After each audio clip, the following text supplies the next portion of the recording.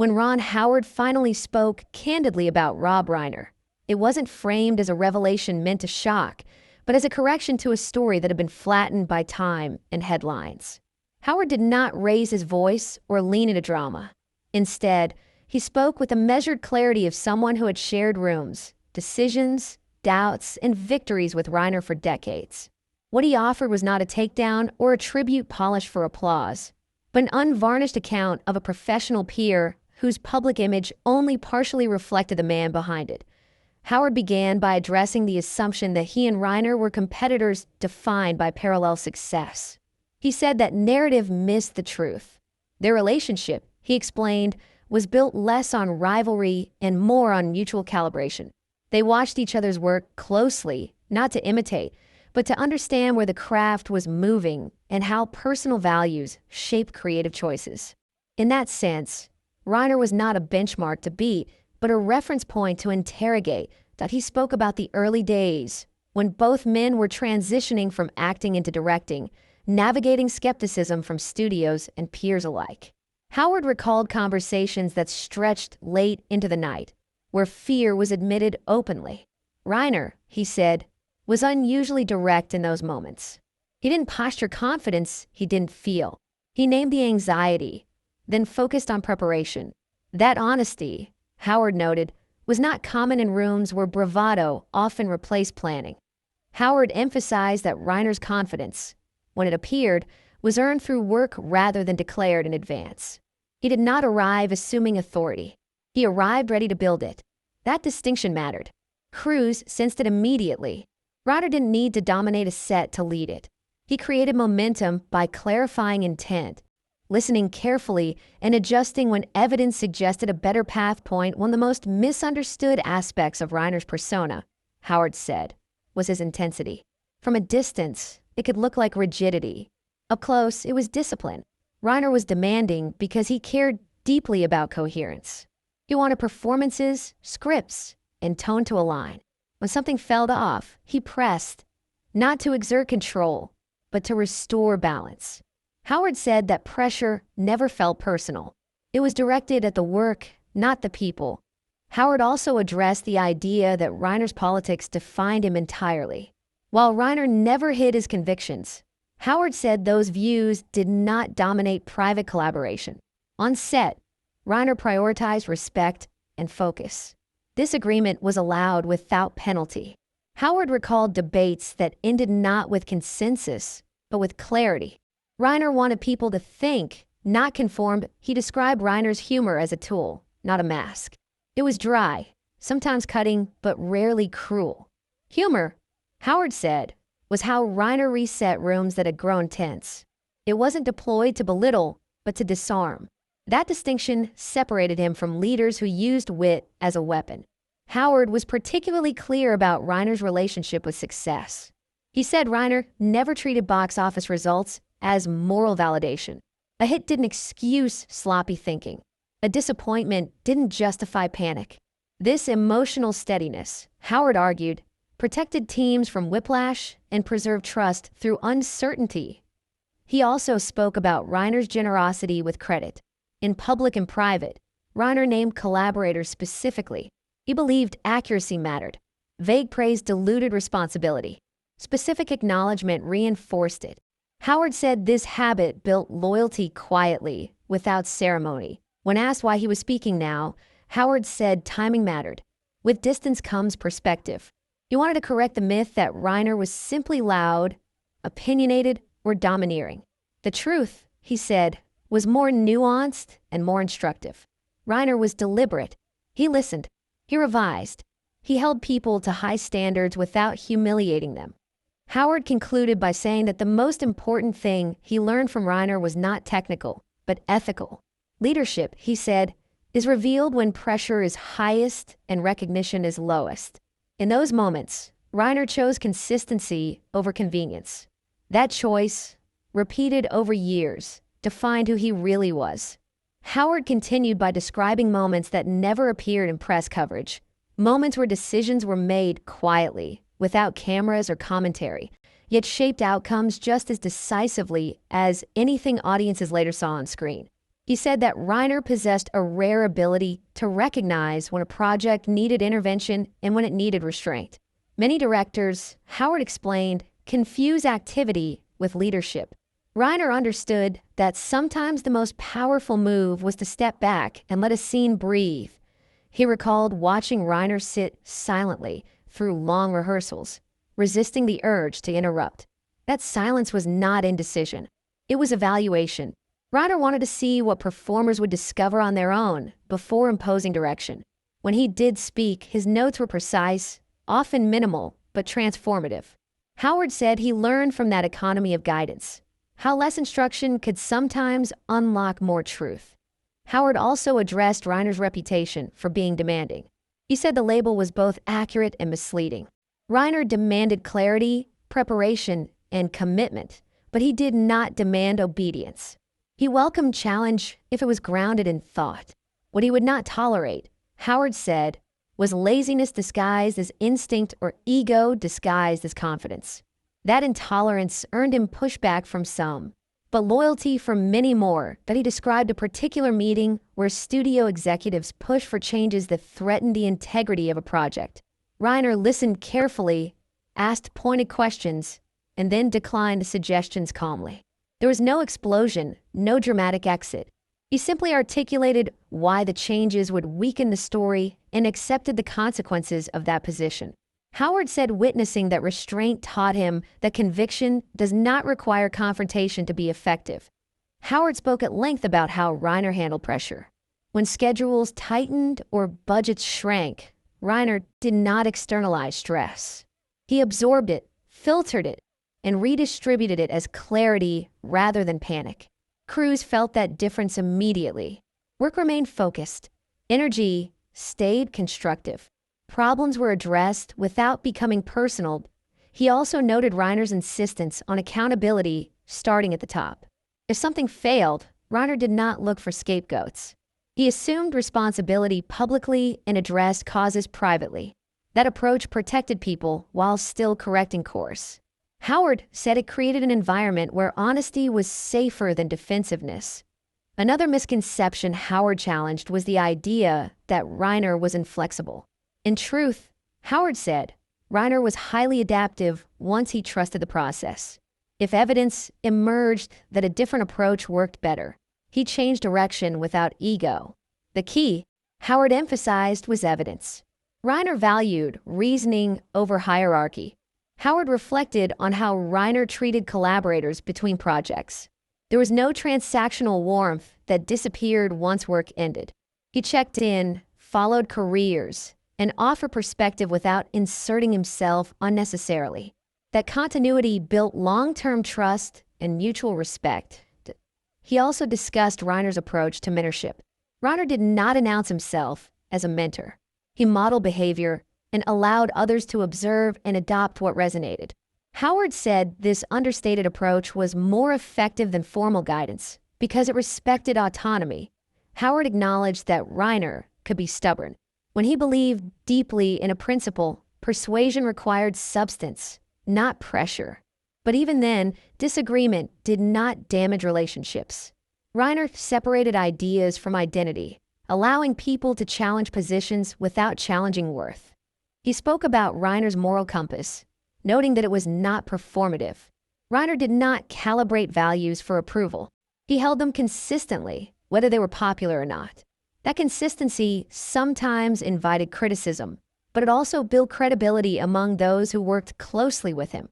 Howard concluded this part of his reflection by emphasizing that Reiner's influence extended beyond individual projects. It shaped how people approached leadership, collaboration, and responsibility long after they stopped working together. That influence was quiet, cumulative, and durable. He said that telling the truth about Reiner now mattered because simplified narratives erase useful complexity. Reiner was not perfect, but he was principled. He was not easy, but he was fair. He was not loud for attention, but he was firm with purpose. Those distinctions, Howard said, were worth preserving. Howard then turned to the subject of perception, explaining how Rob Reiner was often misunderstood because people conflated certainty with aggression. He said that Reiner spoke with conviction, But conviction was not the same as domination. In meetings, Reiner articulated his ideas clearly and without apology, yet he left space for others to respond fully. Howard emphasized that this balance was difficult to achieve and even harder to maintain over long careers.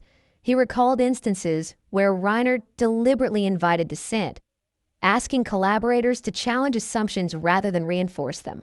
This was not a test of loyalty, but an effort to stress the work itself. Howard said Reiner believed that ideas needed resistance to strengthen them. If an idea could not survive scrutiny, it did not deserve protection. Howard also described how Reiner approached creative risk. He did not chase novelty for its own sake, nor did he retreat into formulas that had already succeeded.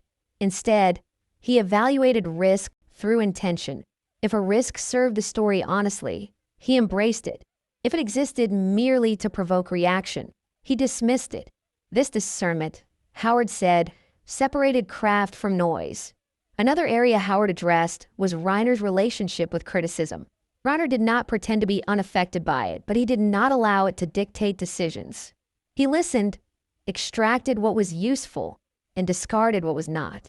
Howard said this selective engagement required emotional discipline, something Reiner practiced consistently. He spoke about Reiner's approach to authority on set. Reiner did not rely on hierarchy to enforce compliance. Instead, he created alignment. People understood why decisions were made, even when they disagreed. That understanding reduced resistance and increased cooperation. Howard said alignment proved far more effective than command. Howard also mentioned Reiner's attention to tone. He understood that how something was said mattered as much as what was said. When delivering difficult feedback, Reiner chose words carefully, avoiding humiliation or absolutes. He believed that preserving dignity preserved trust, and trust preserved performance, that he reflected on how Reiner handled moments of success publicly. Reiner resisted the temptation to frame success as validation of self. He framed it as evidence of collective effort. This framing kept ego from eclipsing purpose. Howard said that attitude prevented teams from fracturing under acclaim. Howard then addressed Reiner's personal discipline. He prepared meticulously, not out of insecurity, but out of respect for others' time and effort. He believed preparation was a form of courtesy. Showing up ready signaled that he valued collaboration. He also spoke about Reiner's willingness to evolve. Over time, Reiner refined his leadership style, incorporating lessons learned from both success and failure. Howard said this evolution demonstrated humility rather than inconsistency. Reiner did not cling to outdated methods simply because they once worked. Another misconception Howard challenged was the idea that Reiner separated work and values. In reality, Howard said Reiner integrated them. Decisions were filtered through both creative and ethical lenses. This integration gave his leadership coherence. People knew what he stood for because it showed in action. Howard recalled moments when Reiner chose the harder path because it aligned with principle rather than convenience. These decisions were not always rewarded immediately, but they built long-term credibility. Howard said that credibility became Reiner's most valuable asset. He also spoke about Reiner's patience with process. Reiner understood that meaningful work often required discomfort and uncertainty. He did not rush resolution simply to relieve tension. He allowed ideas to mature naturally, trusting that clarity would emerge with time. Howard emphasized that Reiner's influence extended beyond filmmaking techniques.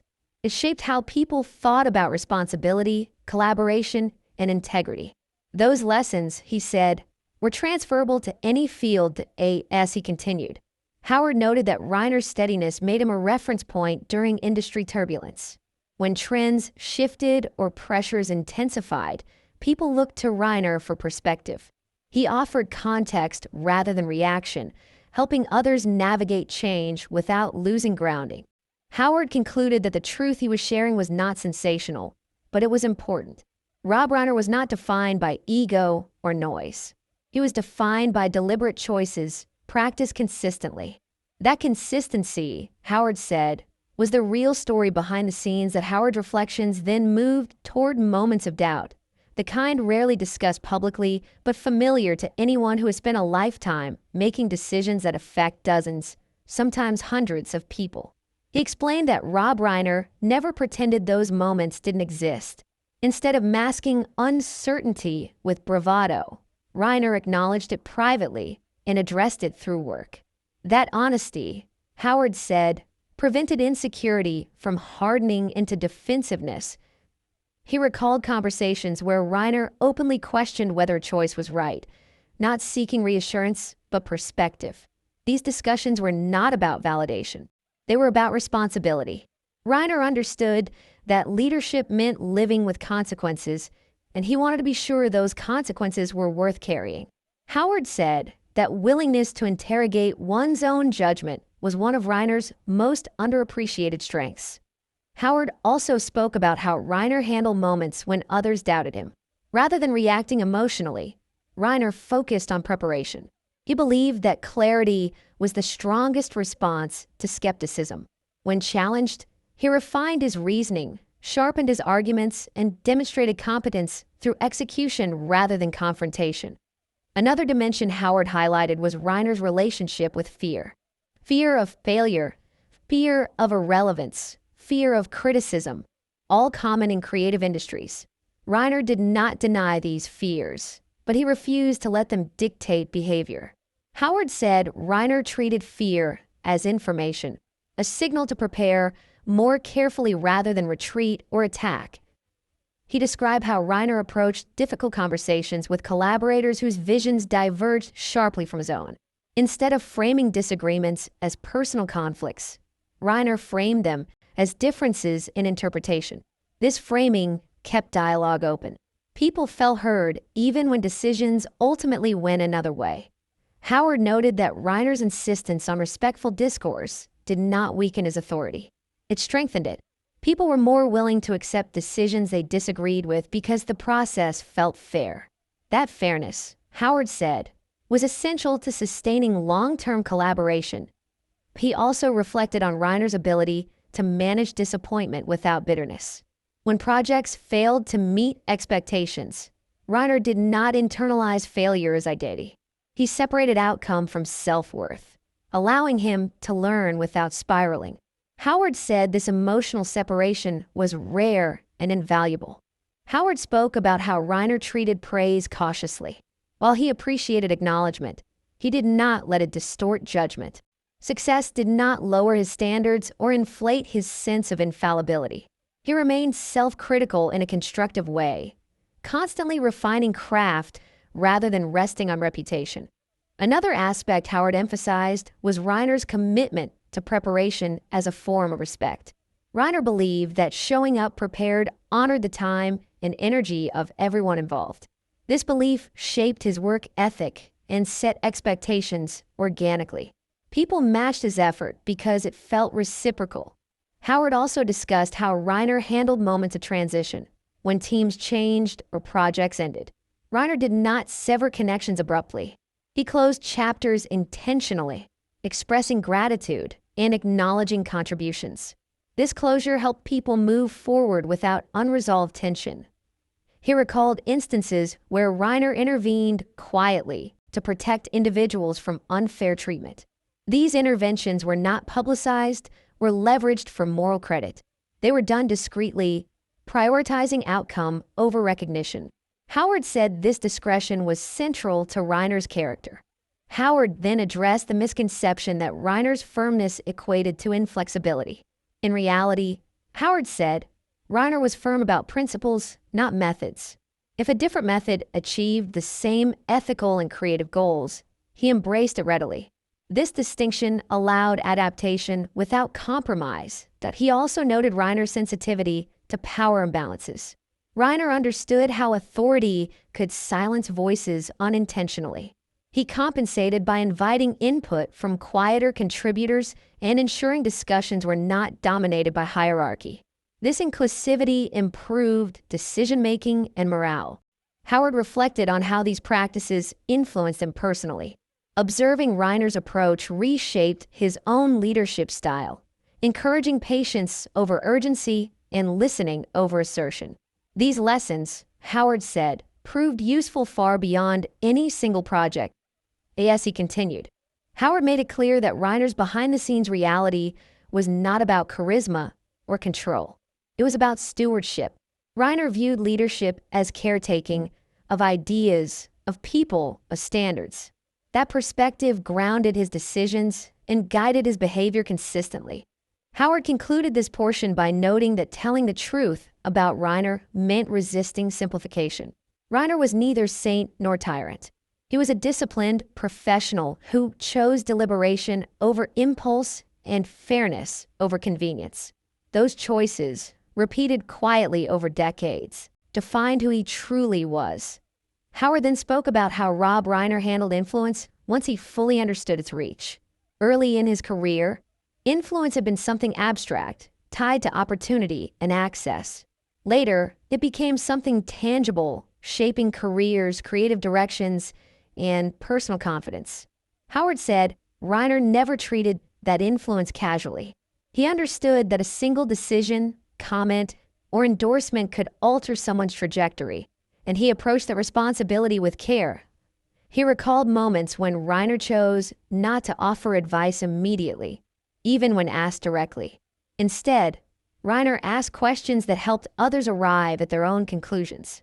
This approach, Howard explained, respected autonomy. Reiner believed people were more committed to paths they chose themselves than ones handed to them, no matter how well-intentioned. Howard also described how Reiner responded to pressure from external forces, studios, financiers, public opinion, without transferring that pressure downward. He absorbed it, filtered it, and communicated only what was necessary. This insulation protected creative teams from unnecessary stress and allowed them to focus on work rather than politics. Another point Howard emphasized was Reiner's sense of proportion regarding fame. Reiner did not confuse visibility with importance. He knew that attention was fleeting and often misleading. This awareness kept his ego grounded. He did not chase relevance or react to every shift in public sentiment.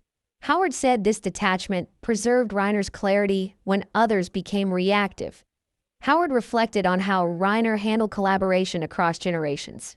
Rather than asserting seniority, Reiner treated experience as a resource to be shared, not a weapon to be wielded. He listened to younger voices without condescension and offered perspective without dominance.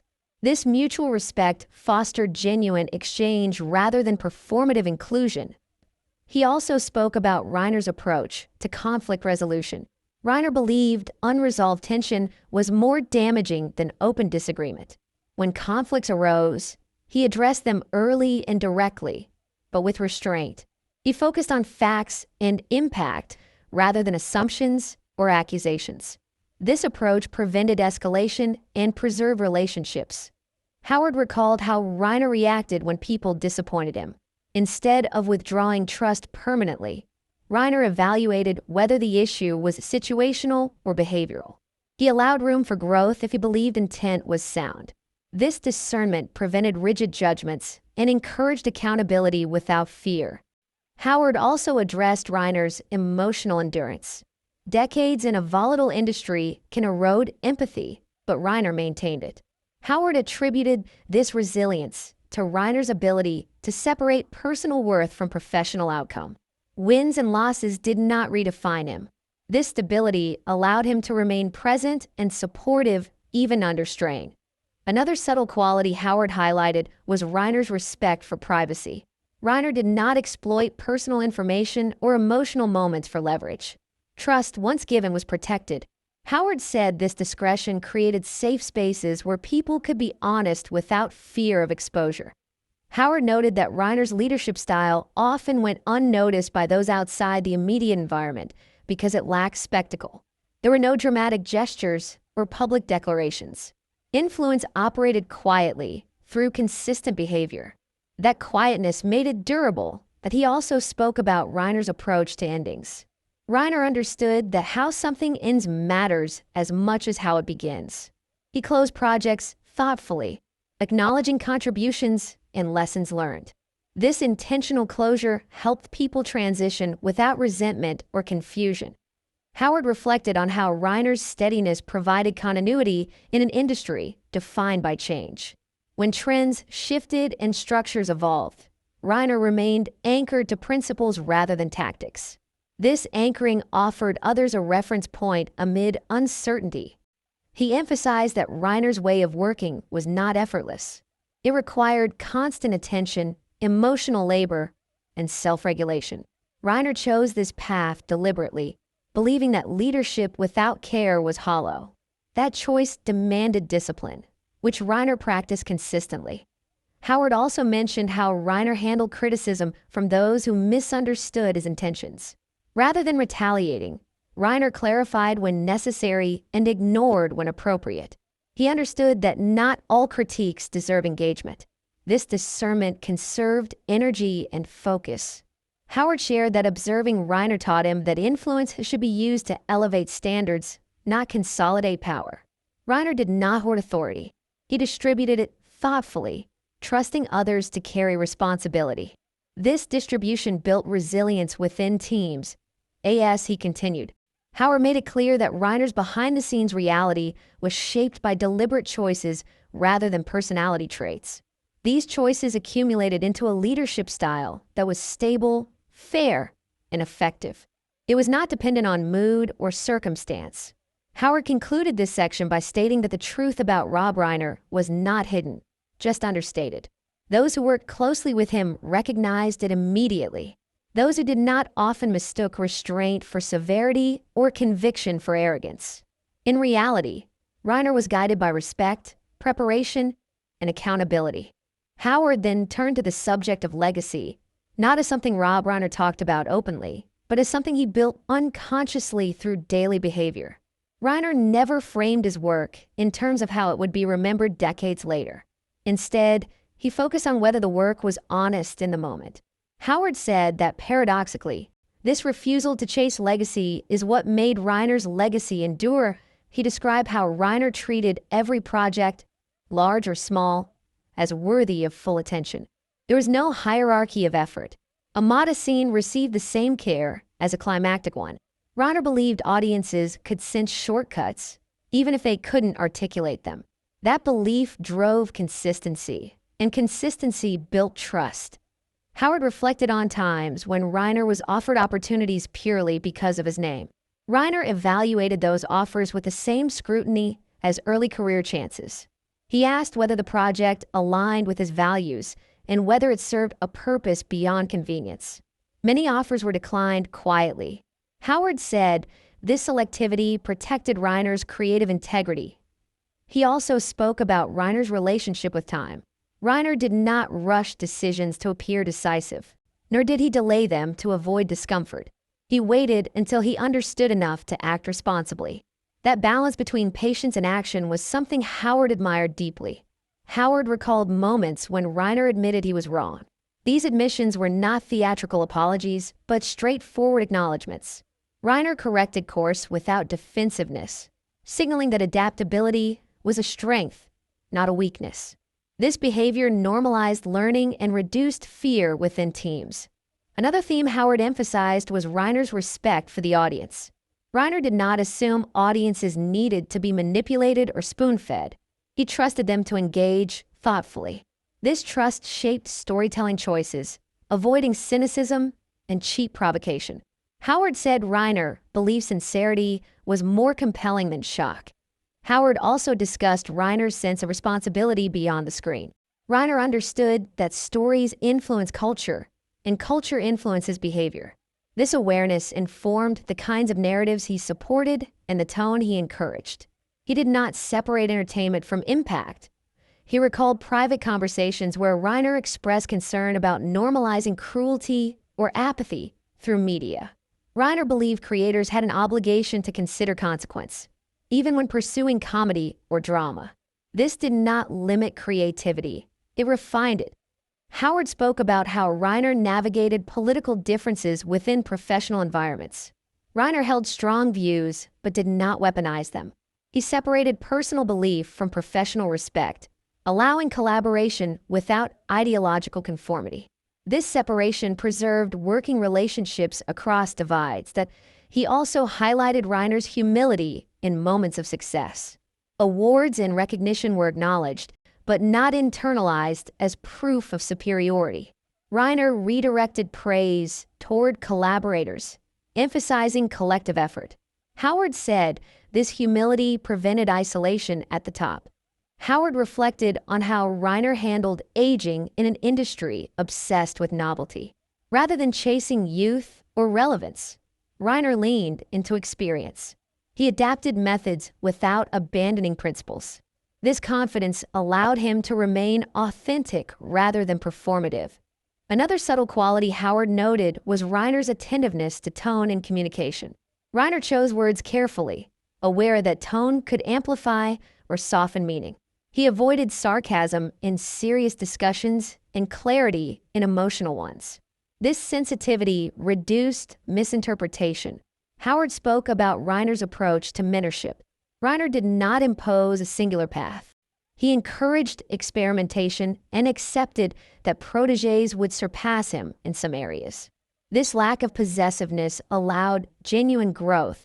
That he also described how Reiner managed disappointment from peers he admired. When respect was not reciprocated, Reiner did not retaliate. He adjusted expectations quietly and moved forward. This emotional economy preserved energy for meaningful work. Howard shared that Reiner's discipline extended to self-care, though not in obvious ways. He protected personal time, maintained routines, and recognized limits. This balance sustained longevity in a demanding field. Howard emphasized that none of these traits were accidental. Reiner cultivated them intentionally, understanding that character is built through repetition. Small choices, made consistently, shape reputation more than grand gestures. Yes, he spoke. Howard made clear that the truth about Rob Reiner was not hidden behind closed doors, but lived there. It was visible to those paying attention. It existed in how meetings were run, how conflicts were resolved, how people were treated when no one was watching. Howard concluded by saying that telling the truth about Rob Reiner meant acknowledging complexity without drama. Reiner was principled without being rigid, confident without being loud, influential without being domineering. These qualities did not generate headlines, but they generated trust. He said that if there was one lesson he carried forward, it was this: leadership is not about being remembered as powerful, but about being remembered as fair. Rob Reiner, Howard believed, would have valued that distinction above all else. Howard then shifted toward the moments that never reached any public narrative, the quiet intersections between work and life where Rob Reiner's character revealed itself most clearly. These were not moments of spectacle, but moments of choice. Howard explained that Reiner believed how you behaved when nothing was at stake was the truest measure of who you were. Success, pressure, and attention could distort behavior, but ordinary moments stripped away pretense. That he recalled how Reiner treated assistants, crew members, and people whose names never appeared in credits. Reiner made a point of learning names, acknowledging effort, and recognizing presence. This was not performative kindness. It was habitual respect. Howard said Reiner understood that environments were shaped not by stars, but by how those with power treated those without it. Howard described mornings on set where Reiner arrived early, not to assert control, but to observe. He wanted to sense the mood, identify tension, and address small issues before they grew. This attentiveness prevented problems rather than reacting to them. Howard noted that prevention rarely received praise, but it created stability. Another aspect Howard emphasized was Reiner's ability to compartmentalize personal stress without displacing it onto others. Reiner experienced frustration and fatigue like anyone else, but he did not allow those emotions to justify sharpness or neglect.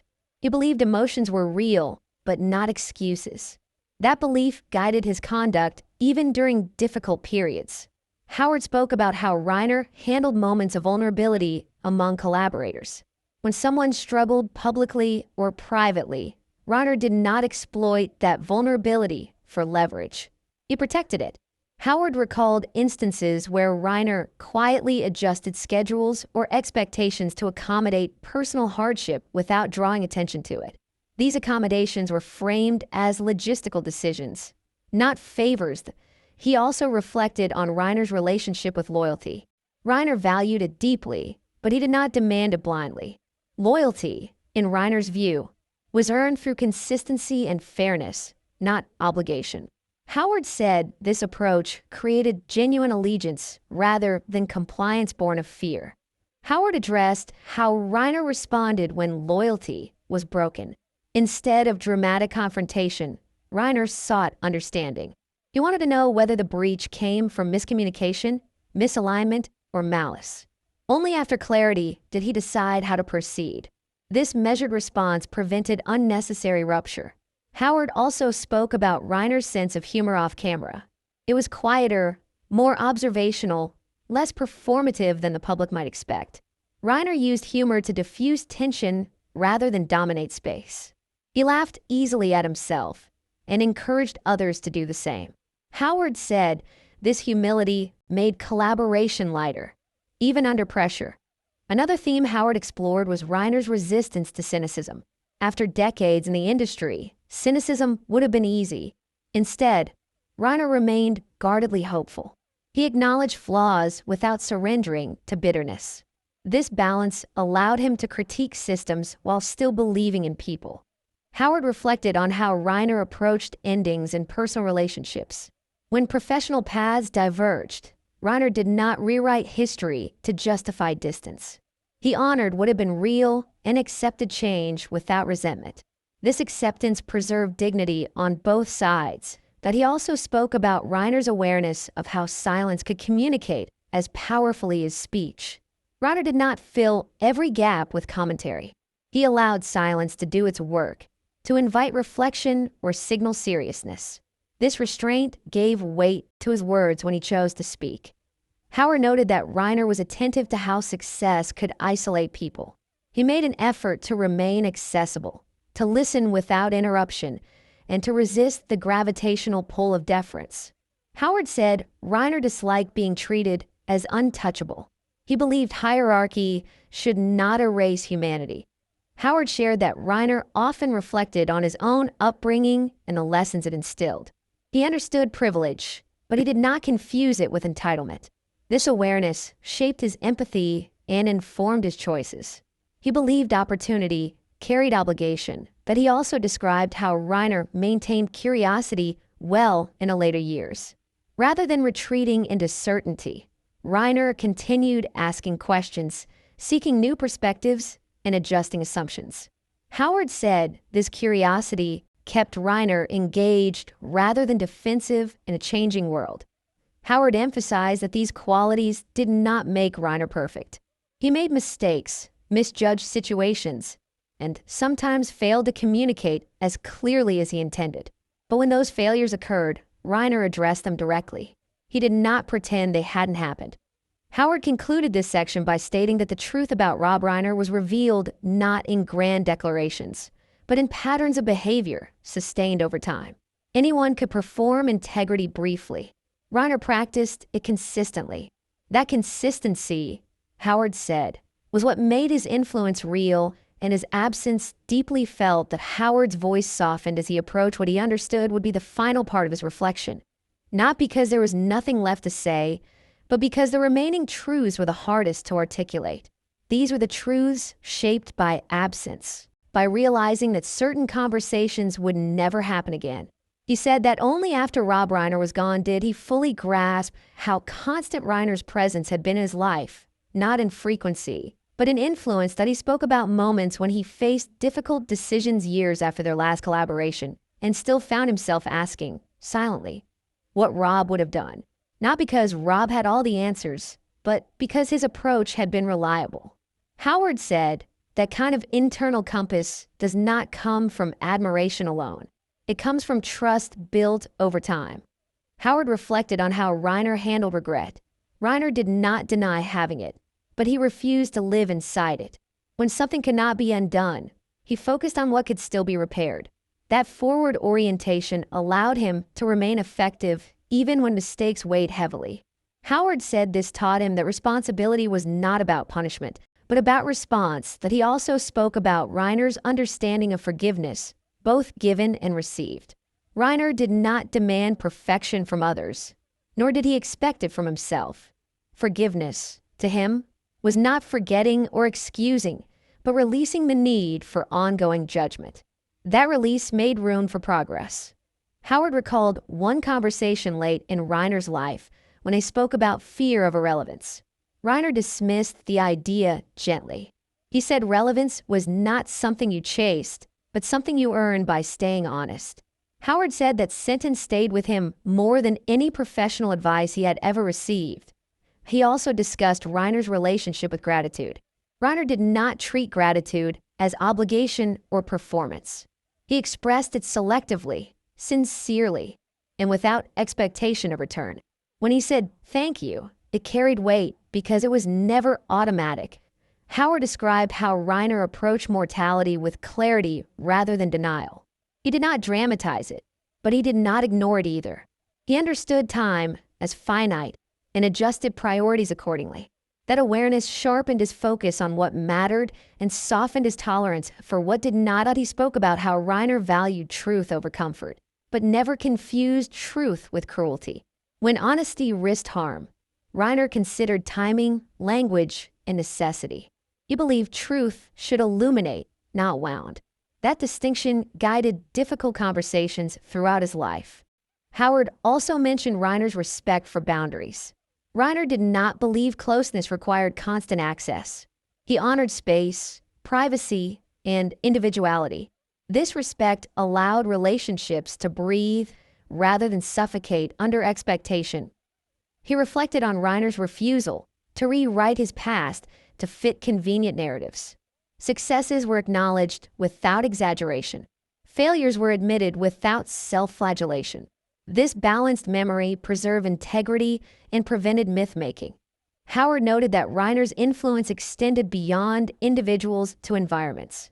Spaces Reiner occupied became calmer, more deliberate, more humane. This effect was subtle, but unmistakable.